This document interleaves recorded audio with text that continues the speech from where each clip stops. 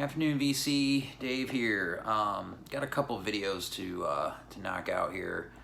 Gonna be busy with videos, I think, here for a while. I've got the couple Blue Note projects going here, and been finding a lot of stuff lately. I pretty much hit up Lunchbox once a week. Seems to be the deal. I was going in repo like that when I lived on the same street, just up the hill, and I haven't been there at all since the start of the pandemic because I moved, and so Lunchbox is on my way home from work, so that's been my go-to for basically new releases and then whatever kind of pops up in the used racks. But this video is going to be about a meetup this weekend. Kind of happened out of the blue. Eric Weinbender is just a couple hours from us, southwest of here, down in Greenville, South Carolina, on the way to Atlanta, and him and Veronica came up. I met them out at Noble Records, and it was cool. And man, that dude, he knows his stuff about records. I mean to tell you, like I learned stuff that I had no idea about. Like Lou Donaldson happens to be from Gastonia, North Carolina, just down the road. I had no clue that Lou was from North Carolina. We got John Coltrane. We've got a lot of musicians from North Carolina, Max Roach, etc. I didn't know Lou was from here, and because he commented on all the Lou Donaldson records he sees in Charlotte, and it hit me. I was like, yeah, they do pop up quite a bit, and yeah, that kind of explains that. So that was, Jesus, and yeah, he had a really good dig there, and there was probably 3 free jazz records that I wanted to pick up, but prices were a little bit high, so I did find this in the new arrivals bin and was very stoked. I have never come across this record in the wild. It's not a rare record by any means at all. Very common record, a cheap record, but cheap, yeah, the epitome of cheap heat. Just a total groover. Gary Bart's Music Is My Sanctuary, on the Capitol Records label from I think '77. This is an original pressing, and this is street jazz. This is large group. This is very dope. Vocals, Sarita Wright, great. I dig it. Great playing from Gary Bartz. He plays alto soprano, acoustic and electric piano, synthesizers. He's got some vocals here too. Larry Bazell's on keys. Eddie Henderson's here on trumpet. Ray Brown also on the trumpet. George Cable's on piano. Yeah, Mtume on percussion. There's some heavy hitters here, and so yeah, this is when Gary completely changed his sound. And this is not in the best of shape as far as the cover, but the record's pretty good shape. Pretty happy about that because this was really cheap, and it's on that Capitol label. I don't have anything on that Capitol label, so it's always cool to get a record with a label you don't have. So that's why I got it at Noble. You always find the craziest used stuff there, and this absolutely was a great start to the day. I was stoked to find that. That's one that I know that Buttery's shown that, a bunch of the guys in the VC. It's a VC favorite for sure. So after Noble Records, we met back up. I had to run to the house. I had some stuff that came in the mail. I had to pick that up, and then we headed over to Tip Top Daily Market and to see Luke. He runs Premium Sound, the record part of the beer store, and they have a back area a back patio area that's enclosed with a lot of really nice picnic tables with umbrellas. Really, really great. And you can go back there and they, grab your beers. They have great beers on tap. They have great beers for sale. It's a wide variety. And so you can sit back there and chill and have a few beers. And ran into some old friends that I hadn't seen at all during the pandemic whatsoever. And so it was cool. And they got to meet Eric and Veronica. And then we did get a dig in there. I've been picking up a bunch of these out of the 7-inch section slowly. He's got a lot of rare Melvin singles. I really love Melvins. Buzz and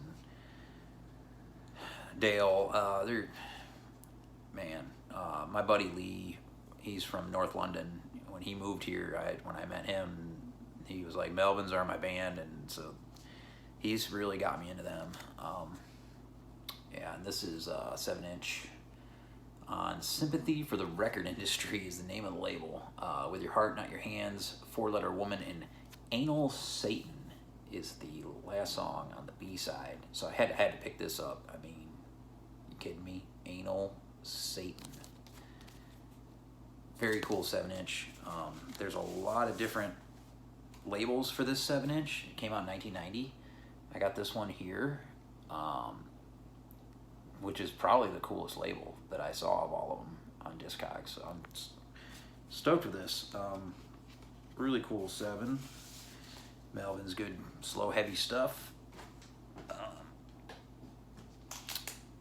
Grab this out of the used. I can't remember who showed this. I think John and Mark. I think Mark showed this on one of their most recent videos, Dr. Rhythm channel. Bunny Whalers Sings the Whalers. This is a 1980 first US copy on Mango. Where is it? Yeah, I think that's what it is. I think that's the label. Let me see. Yeah, and it's a cool label.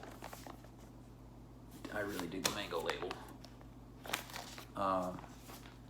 So yeah, Bunny singing Whaler tunes. This is fantastic. Sly and Robbie, of course, on this. Yeah, this is great. And of course, he just passed. And this was one on my mind, and it just happened to be randomly in the bin. So it was really cool. Really cool to pick that up in great shape. Reggae records are hard to find in good shape, especially originals. Even not Jamaican especially, but even U.S. copies, they got played a lot, and they're usually used as coffee tables for marijuana. So yeah, this is very stoked to find that. That was really cheap, and that was all I was gonna get at Tip Top. And then Luke started going through. He was getting ready to put out for the day, and he put this right in my hand. He goes, "Do you have this?" And I said, "No, I don't. I've run across 2 or 3 copies in the wild with giant cut corners, and I usually don't care about the cut corners, but when it's a double and it's just a complete utter gouge, and I get promos, and I get the whole in the 70s, the record store thing where you didn't want the employees doing whatever, or I don't know, you didn't want them stealing them and selling them back, or whatever. I mean, when they call it a saw cut, it was like they took a fucking jigsaw to these records. And I ran into one of this record at Grayface in Savannah, and it was jigsawed on 2 corners. And they still wanted like $38 for it, and I was like, y'all are smoking the crack. But Luke, man, he moves his records. His prices are the best in town for used. Used to be Lunchbox, but now his stuff's gone up because he's got the business. He can do it. This is Alice Coltrane Transfiguration. What a beauty. Double live LP. This is a original promo from I think '78.